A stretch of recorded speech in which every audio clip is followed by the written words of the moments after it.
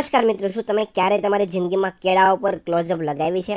જો ના લગાવ્યું હોય તો વિડીયો જોયા પછી મિત્રો તમે લગાવવાનું શરૂ કરી દેજો.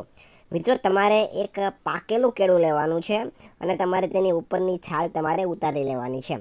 હવે મિત્રો, જે ભાગમાંથી તમે છાલ ઉતારી છે તે ઉપરના ભાગમાં તમારે મિત્રો ક્લોઝઅપ લગાવવાની છે. વ્યવસ્થિત તમારે થોડી ક્લોઝઅપ લગાવી દેવાની છે. અને હવે આ જે કેળું છે એને તમારે અડધું કાપી લેવાનું છે અને તમારે એક બાઉલની અંદર આ ક્લોઝઅપવાળા કેળાને તમારે મૂકી દેવાનું છે. આટલું કર્યા પછી હવે મિત્રો, આ જે કેળું છે એની ઉપર તમારે મિત્રો ગેસવાળી કોઈ પણ કાળી સોડા હોય એ તમારે ઉમેરવાની છે.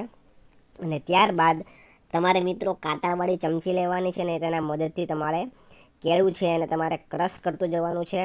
અને ત્યારબાદ તમે પેલી ચમચી દ્વારા પણ તમે તેને ક્રશ કરી શકો છો. અને વ્યવસ્થિત તમારે બધું મિક્સ કરી લેવાનું છે.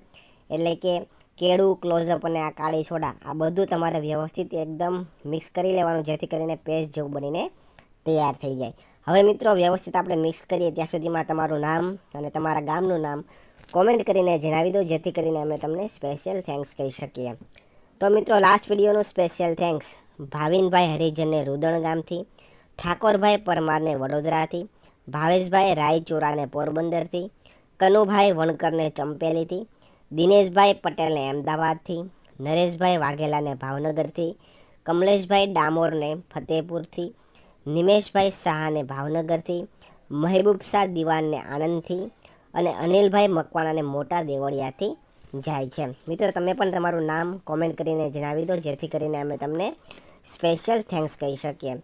તો મિત્રો, હવે વ્યવસ્થિત તમારે મિત્રો કાંટાવાળી ચમચી અને સાદી ચમચી આ બંને મદદથી તમારે વ્યવસ્થિત બધું મિક્સ કરી લેવાનું છે. એકદમ બધું ક્રશ કરી લેવાનું છે અને તમારે એકદમ ઘટ પ્રવાહી પેસ્ટ જેવું બની જાય ત્યાં સુધી તમારે બધું મિક્સ કરીને હલાવતું રહેવાનું છે. આટલું થઈ જાય પછી હવે મિત્રો હું તમને આનો ઉપયોગ જણાવી દઉં. તો મિત્રો, હવે આ વસ્તુને તમારે તમારા ઘરની અંદર જે વાસણો કાળા થઈ ગયા હોય, જે સામાન્ય લિક્વિડથી ના જ ઉજળા થતા હોય, તો તમારે એના ઉપર આ મિત્રો વસ્તુનો તમારે ઉપયોગ કરવાનો છે.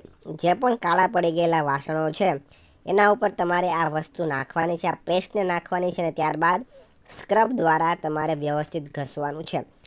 જેમ જેમ તમારે થોડી થોડી પેસ્ટ ઉમેરતી જવાની છે ને કાળાશ પડતો ભાગ હોય એના ઉપર તમારે 2 થી 3 મિનિટ સુધી ઘસવાનું છે. અને ત્યારબાદ તમારે સ્વચ્છ પાણીથી વ્યવસ્થિત ધોઈ લેવાનું છે. અને તમે જોઈ શકશો કે જેટલી પણ કાળાશ હતી વાસણ ઉપર એ બધી દૂર થઈ જશે. તમારા વાસણો છે એકદમ નવા જેવા બનીને તૈયાર થઈ જશે.